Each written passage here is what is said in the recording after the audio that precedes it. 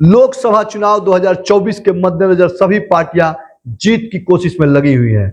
वहीं हर दल से बड़े चेहरा चुनावी मैदान में उतरने की बात कही जा रही है। मुलायम सिंह की बहू अपर्णा यादव हाल में ही बीजेपी के शीर्ष नेतृत्व से मिलने दिल्ली पहुंची हैं। आगे की कहानी बताएं इससे पहले मैं हूं भास्कर, आप देख रहे हैं बिहार न्यूज 24। अपर्णा यादव के दिल्ली पहुंचने से राजनीतिक गलियारों में तरह तरह के कयास लगाए जाने लगे कि बीजेपी अपर्णा को लोकसभा चुनाव में बड़ी जिम्मेदारी दे सकती है।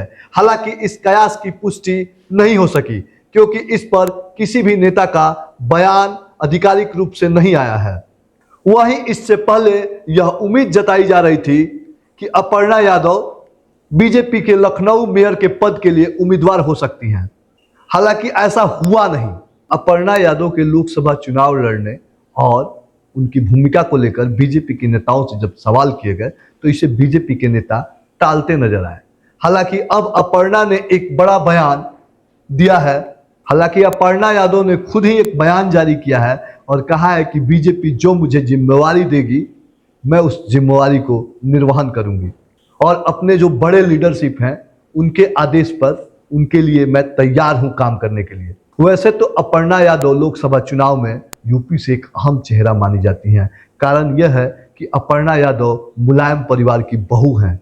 ऐसे में मुलायम परिवार की बहू अगर बीजेपी के लिए वोट मांगे तो ऐसे ही राजनीतिक गलियारों में खूब चर्चा होने लगती है। लेकिन अभी तक बीजेपी ने यह तय नहीं किया है कि अपर्णा लोकसभा चुनाव लड़ेगी या नहीं लड़ेगी। हालांकि अंदर खाने हमारी सूत्रों की माने तो अपर्णा यादव को यूपी में बीजेपी स्टार प्रचारक जरूर बनाने जा रही है, इससे इनकार नहीं किया जा सकता है। इससे पहले यूपी विधानसभा चुनाव में भी खूब अखिलेश और अपर्णा के बीच मनमुटाव की खबरें आई थी और कहा जा रहा था कि यूपी विधानसभा में अपर्णा यादव की बड़ी भूमिका होगी, लेकिन किसी बड़ी भूमिका में अपर्णा यादव नजर नहीं आई। वहीं समाजवादी पार्टी छोड़कर बीजेपी में शामिल हो गई थी और तभी से यह कयास लगाए जा रहे थे कि बीजेपी उनको बड़ी जिम्मेदारी देगी, लेकिन ऐसा हुआ नहीं। हालांकि ये भी चर्चा था कि अपर्णा यादव को विधान परिषद या राज्यसभा से भेजा जा सकता है, लेकिन बीजेपी ने ऐसा नहीं किया।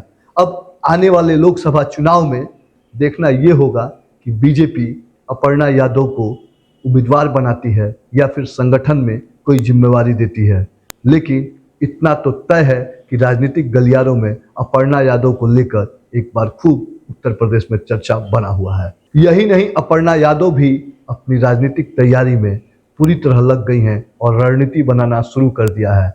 अब आगे क्या होगा ये तो भविष्य के गर्त में है, लेकिन इससे पहले 5 राज्यों के विधानसभा के चुनाव परिणाम आने के बाद ही पता चलेगा कि क्या उत्तर प्रदेश में अपर्णा यादव बीजेपी के लिए बड़ी चेहरा बनने जा रही हैं। आप अपना सुझाव कमेंट बॉक्स में जरूर दीजिएगा कि क्या बीजेपी अपर्णा यादव को उत्तर प्रदेश में किस लोकसभा से चुनाव लड़वाएगी और किस नेता के खिलाफ लड़वाएगी। ये हमें इंतजार रहेगा। धन्यवाद।